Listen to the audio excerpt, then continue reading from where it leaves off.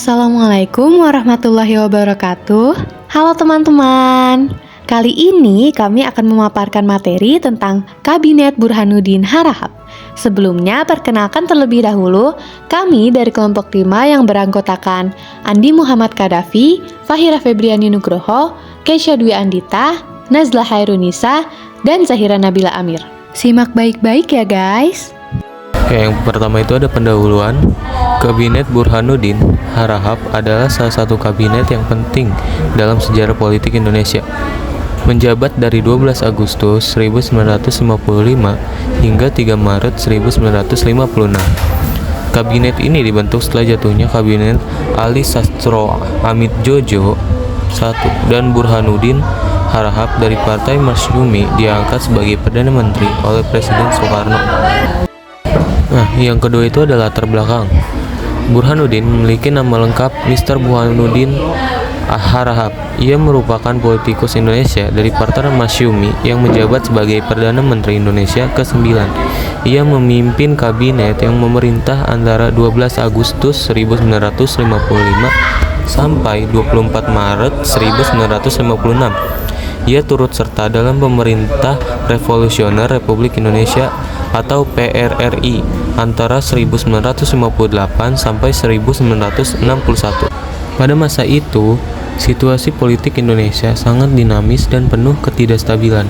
Berbagai partai politik saling bersaing untuk mendapatkan pengaruh di pemerintahan. Kabinet Burhanuddin merupakan kabinet parlementer di mana kekuasaan eksekutif bergantung pada dukungan parlemen DPR. Tujuan kabinet ini tidak lain adalah untuk meraih stabilisasi politik yang ada di Indonesia pada saat itu. Susunan Kabinet Burhanuddin, yang pertama Perdana Menteri M.R. Burhanuddin Harahap dari Masyumi, yang kedua Wakil Perdana Menteri pertama Erjano Ismadi dari PNI, yang ketiga Wakil Perdana Menteri II Harsono Tjokroaminoto dari NU, yang keempat Menteri Luar Negeri Ida Anak Agung Gede Agung Partai Nasional Indonesia Sosialisis, kelima Menteri Dalam Negeri R. Sunarjo dari PNI, yang keenam Menteri Pertahanan Burhanuddin Harahap dari Masyumi, yang ketujuh Menteri Kehakiman Lukman Wiradinata dari PSI, yang ke-8 Menteri Penerangan Samsudin Sultan Makmur dari Masyumi, yang ke-9 Menteri Keuangan Sumitro Joyo Hadikusumo Masyumi, yang ke-10 Menteri Perekonomian IJ Kasimo NU.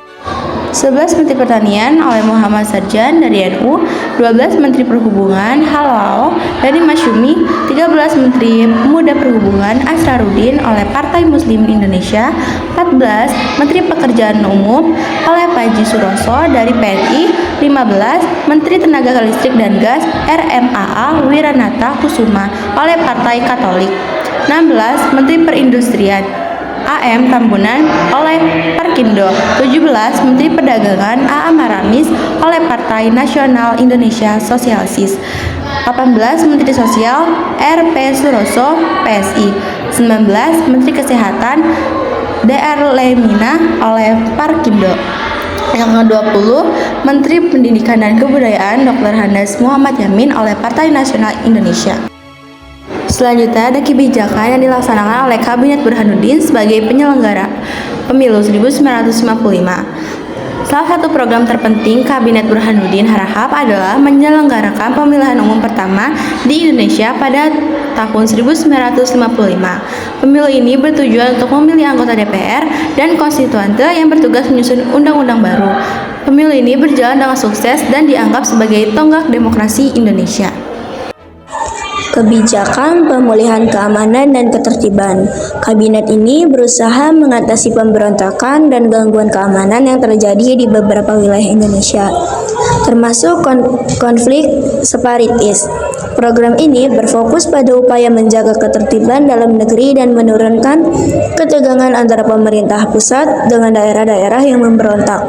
Pembenahan ekonomi. Kabinet Burhanuddin Harahap juga berusaha meningkatkan ekspor barang-barang primer seperti karet dan kopi untuk menambah devisa.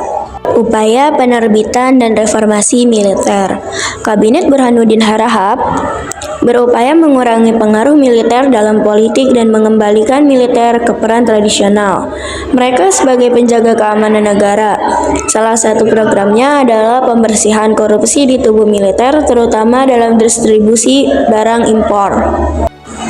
Reformasi administrasi pemerintahan.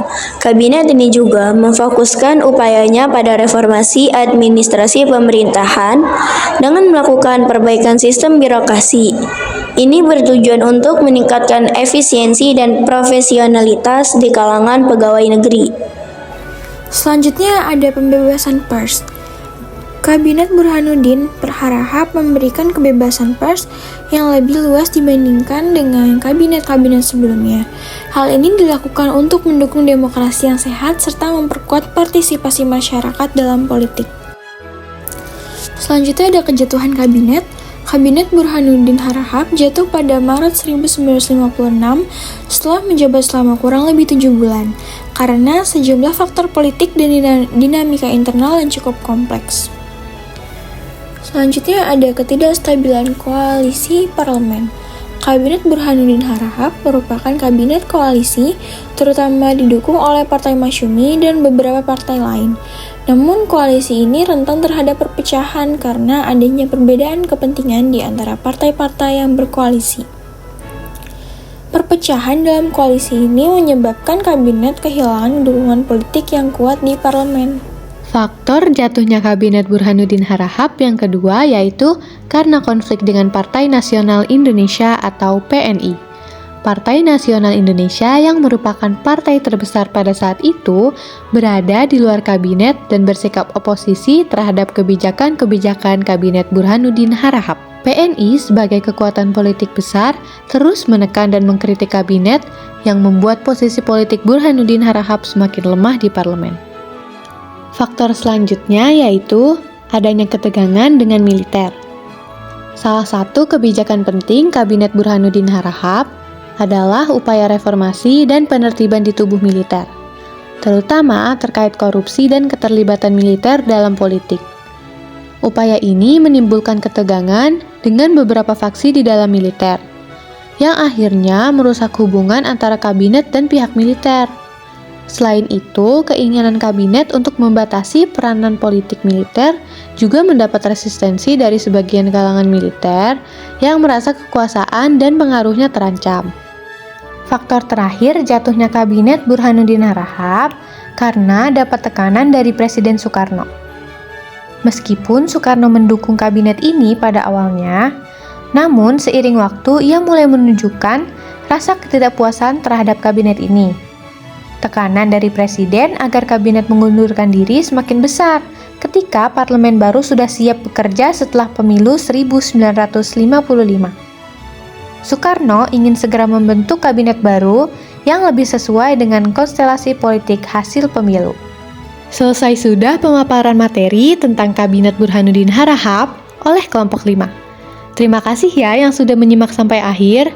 Semoga dengan menonton video ini, teman-teman dapat lebih memahami terkait Kabinet Burhanuddin Harahap. Wassalamualaikum warahmatullahi wabarakatuh.